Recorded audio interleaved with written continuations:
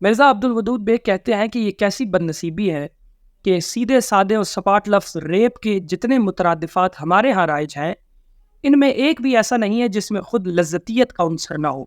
کوئی سرخی، کوئی سا فکرہ اٹھا کر دیکھ لیجئے، جنسی لذت کشی کا فشردہ نظر آتا ہے۔ ملزم نے خوبرو دوشیزہ کا دامن عصمت تار تار کر دیا۔ السلام علیکم خواتین و حضرات، میں شاہ زیب ہوں۔ جو زبان ہمارے تھانوں میں لکھی اور بولی جاتی ہے وہ بڑی دلچسپ ہے۔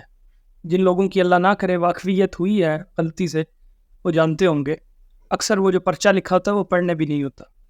تو اسی تناظر میں مشتاق احمد یوسفی صاحب کا ایک مضمون ہے، کچھ احوال حوالات کا۔ میں اس کو مختصر کر کے پڑھتا ہوں، یقیناً آپ کو پسند آئے گا۔ پسند آئے تو اسے شیئر ضرور کرنا۔ شروع کرتے ہیں جی۔ تھانے کی حوالات میں یا جیل میں آدمی 4 گھنٹے بھی گزار لے تو زندگی اور حضرت انسان کے بارے میں اتنا کچھ سیکھ لیتا ہے کہ یونیورسٹی میں 40 برس رہ کر بھی نہیں سیکھ سکتا۔ بشارت پر 14 طبق سے بھی بڑھ کر کچھ روشن ہو گیا۔ سب سے زیادہ تعجب انہیں اس زبان پر ہوا جو تھانوں میں لکھی اور بولی جاتی ہے۔ رپٹ کنندگان کی حد تک تو بات سمجھ میں آتی ہے، لیکن منشی جی ایک شخص کو جس پر ایک نابالغ لڑکی کے ساتھ زبردستی نکاح پڑھوانے کا الزام تھا، عقد بالجبر کنندہ کہہ رہے تھے۔ عملے کی آپس کی گفتگو سے انہیں اندازہ ہوا کہ تھانہ حاضہ نے بنی نوع انسان کو 2 حصوں میں تقسیم کر رکھا ہے، ایک وہ جو سزا یافتہ ہے، دوسرے وہ جو نہیں ہے مگر ہونے چاہیے۔ ملک میں اکثریت غیر سزا یافتہ لوگوں کی ہے اور یہی بنائے فتور و فساد ہے۔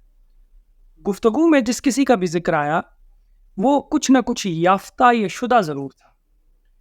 حجرہ مزاج پرسی میں جو شخص وقفے وقفے سے چیخے مار رہا تھا وہ سابق سزا یافتہ اور مچلکے شدہ تھا۔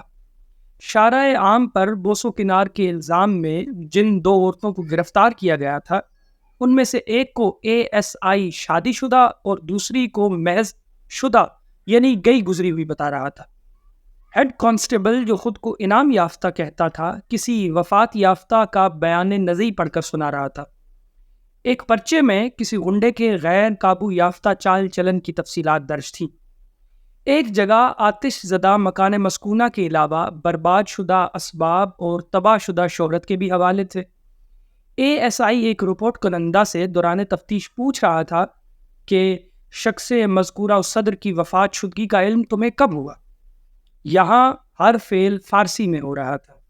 مثلاً سمن کی تعمیل بذریعہ چسپاندگی، متوفی کی وجہ فوتیدگی، عدم استعمال اور زنگ خوردگی کے باعث جملہ رائفل ہائے تھانہ حاضہ بما کارتوس ہائے پارینہ کی مرور ایام سے خلاص شدگی اور عملے کی حیرانگی۔ اس تھانے میں ہتھیار کی صرف 2 قسمیں تھیں، دھاردار اور غیر دھاردار۔ جس ہتھیار سے گواہ استغاثہ کے سرین پر نیل پڑے اور کاسہ سر متورم ہو، اس کے بارے میں روزنامچے میں مرقوم تھا کہ ڈاکٹری معائنے سے ظاہر ہوتا ہے کہ گواہ مذکورہ کو بیچ بازار میں غیر دھاردار آلے سے مضروب کیا گیا ہے، مراد اس سے جوتا تھا۔ رات کے 10 بجے حجرہ مزاج پرسی میں ایک شخص سے جوتے کے ذریعے سچ بلوایا جا رہا تھا۔ معلوم ہوتا تھا کہ جوتا کھا کر ناکردہ جرم کا اقبال کرنے والے کو سلطانی گواہ کہتے ہیں۔ وہ شخص بڑی دیر سے زور زور سے چیخے چلائے جا رہا تھا، جس سے معلوم ہوتا تھا کہ حضور جوتے کھانے کو جھوٹ بولنے پر ترجیح دے رہا ہے۔ جھوٹ کے اس ایکسٹرا کوریکولر یعنی بالائے نصاب استعمال کو پنجابی میں چھترول کہتے ہیں۔ تھانے میں آمد و رفت کچھ کم ہوئی تو 3 کانسٹیبل صبح درج کیے ہوئے زنا بالجبر کے کیس کے ایک عینی شاہد کو 8ویں دفعہ لے کر بیٹھ گئے، اور اس وقت اس واقعے کو اس طرح وہ بیان کر رہا تھا جیسے بچے اپنے والدین کے دوستوں کو اترا کر نرسری رائم سناتے ہیں۔ ہر دفعہ وہ نئی جزیات سے اس واردات میں اپنی مجرمانہ حسرتوں کا رنگ بھرتا چلا جاتا تھا۔ یوں نہ تھا میں نے فقط چاہا تھا یوں ہو جائے۔ تینوں کانسٹیبل سر جوڑے ہوئے اسے ایک اچھے شعر کی طرح سن رہے تھے اور بیچ بیچ میں ملزم کو رشک بھری اور داد بھری گالیاں دیتے جاتے تھے۔ صبح جب بند کمرے میں مستغیثہ کے اظہار کے لیے لے جا رہے تھے تو سب کے، حتیٰ کہ حوالات میں بند ملزموں کے بھی کان دیوار سے لگے ہوئے تھے۔ یہاں ہر واردات مبینہ طور پر ہو رہی تھی۔ مثلاً ملزم اپنی مبینہ جائے پیدائش سے نکل کر گواہان استغاثہ پر جھپٹا اور اپنے آگے کے دندان سے مسمات نذیرہ کے مبینہ آشنا مسمی شیر دل خاں کی ناک بقدر 2 انچ بقیہ جسم سے علیحدہ کر دی اور مبینہ طور پر ایگزبٹ اے یعنی موجودہ ناک کے غائب شدہ حصے کو نگل گیا۔ منحرف گواہ مسمات نذیرہ بنت نامعلوم نے پہلے تو ASI صاحب کے مواجہ میں بے سین سواد طے کرنے سے انکار کر دیا، لیکن بعد ازاں بلا تخویف نشان انگشت چپ سے بے سین سواد طے کرنے پر رضامند ہو گئی۔ یہ مخفف ہے، بیان سن کر صحت تسلیم کرنی۔ 9 بجے ایک شام کے اخبار کا جرائم رپورٹر آیا جس کے اخبار کا سرکولیشن کسی طرح بڑھ کے نہیں دے رہا تھا۔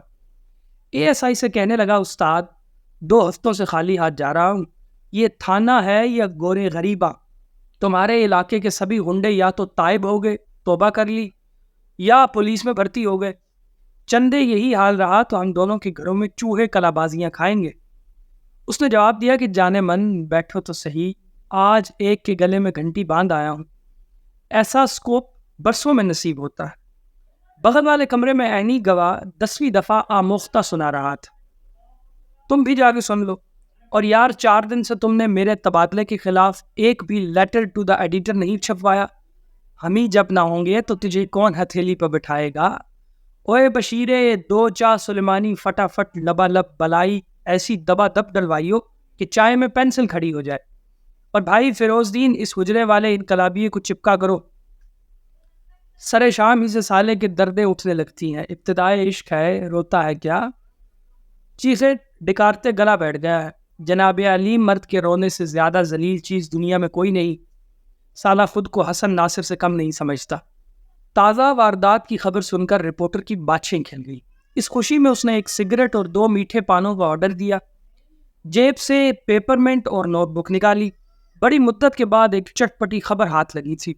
اس نے فیصلہ کیا کہ وہ اس کیس کا پلاٹ اپنے افسانہ نویس دوست سلطان خاور کو بخش دے گا، جو روز ریئل لائف ڈرامے کا تقاضا کرتا ہے۔ آبرو ریزی کے اس کیس کی تفصیلات سننے سے پہلے ہی ذہن میں سرخیاں سنسنانے لگی۔ اب کی دفعہ شہ سرخی میں ہی کلیجہ کاغذ پر نکال کے رکھ دوں گا، اس نے دل میں تہیہ کر لیا۔ 70 سالہ بوڑھے نے 7 سالہ لڑکی سے منہ کالا کیا۔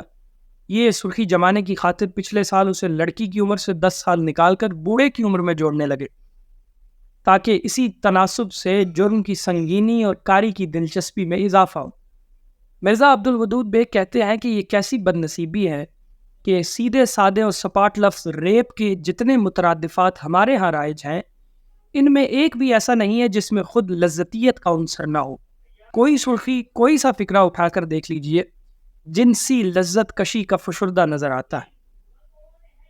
ملزم نے خوبرو دوشیزہ کا دامن عصمت تار تار کر دیا۔ 70 سالہ بوڑھا رات کی تاریکی میں منہ کالا کرتے ہوئے رنگے ہاتھوں پکڑا گیا۔ 65 سالہ بوڑھا شب بھر کم سن دوشیزہ کی عصمت سے کھیلتا رہا، گویا اصل اعتراض 65 برس پر ہے، جس میں ملزم کا کوئی قصور نہیں۔ دراصل اس سرخی میں اخلاقیات، استعجاب، کرید اور حسد کی بحث مساوی آمیزش ہے۔ چاروں ملزموں نے نوخیز حسینہ کو اپنی ہوس کا نشانہ بنایا۔ درندہ صفت ملزم وقفے وقفے سے پستول دکھا دکھا کر عصمت پر ڈاکہ ڈالتا رہا۔ پولیس کے آنے تک دھمکیوں کا سلسلہ برابر جاری رہا۔ یہ سرخیاں اور یہ عبارتیں ہم نے اخبارات سے حرف بحرف نقل کی ہیں۔ بعض بیانیاں، اصطلاحیں اور فکرے کے فکرے جنہیں ہم نقل کرنے سے باوجود قاصر ہے، ایسے ہوتے ہیں جن سے لگتا ہے کہ بیان کرنے والا ووئر بنفس نفیس شامل واردات ہونا چاہتا ہے۔ نتیجہ یہ ہے کہ پڑھنے والے کی قانونی ہمدردیاں تو دوشیزہ کے ساتھ ہوتی ہے، مگر دل ملزم کے ساتھ ہوتا ہے۔ سمجھو وہیں ہمیں بھی دل ہو جہاں ہمارا۔ اس کو مختصر کرتے ہیں۔ یہ تھا تو ایک مزاحیہ مضمون، لیکن اس میں بڑی کمال کی نصیحت ہے اور ہمارے معاشرے کی عکاسی کی گئی ہے، اور عقل والوں کی بڑی نشانیاں ہیں اس میں عقل والوں کے لیے۔ اللہ حافظ۔